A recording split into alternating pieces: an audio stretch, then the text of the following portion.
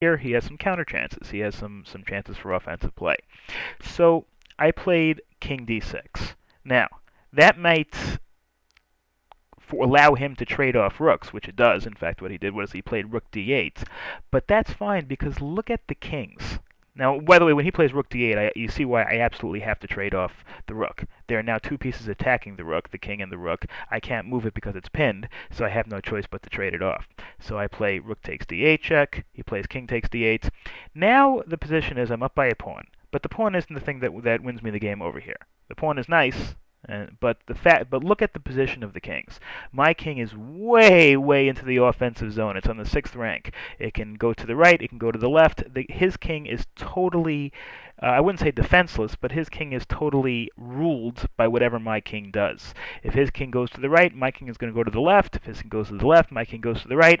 And my kings is a lot closer to his pawns than his king is to my pawns. So really, that rook stabilizing that position was almost just saving that territory and allowing my king to come all the way up the board and now be in a dominating position.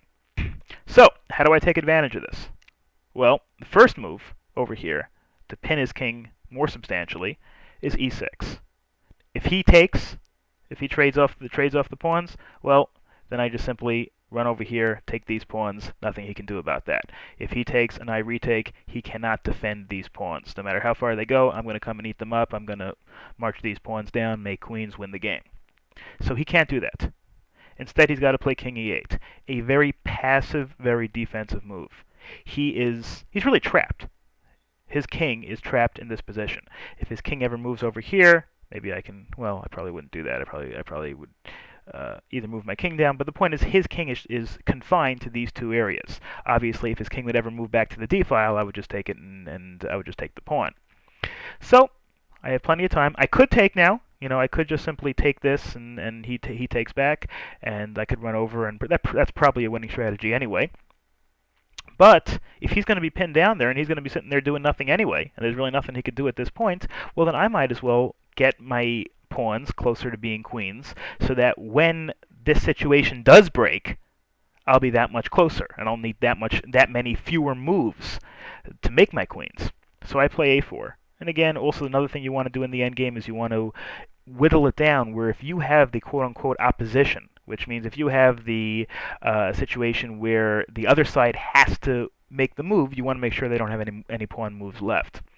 So he plays b5, which is fine with me. I'm not, I could trade it off, but the truth is I'm not really interested in trading it off because I realize eventually I'm going to go to one side or the other and I'm going to be able to take all the pawns, so I might as well have two pawns there. So I play a5. He plays king f8. He's got to move that king back and forth. I mean, he can move his pawn down, but it doesn't really gain him anything extra. Sooner or later, I'm going to dictate when this stalemate ends. So I play b4 again. Getting those pawns closer to making queens. He finally takes. He realizes I can just keep doing this. I can do anything I want with my pawns, and I can cause that trade to happen anytime I like. And then I can just move over here and take his pawns. So I take his king, and now I can go either way. He heads that way, I head this way. He heads this way, I head that way. And, it's a simple calculation. You'll see how it played out a little bit, but I'm able to destroy his pawns and make queens easily. He plays king g7, so I simply go the other way. King d6, he comes, king c5.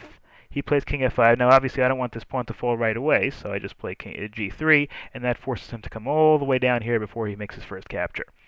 He plays h5. It doesn't really matter at this point. King b6, king g4, king takes a6. He comes down. He takes my king. He takes my pawn.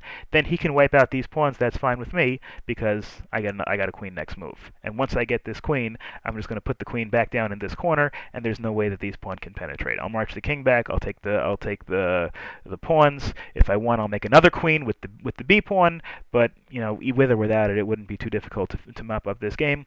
And so he resigns the game.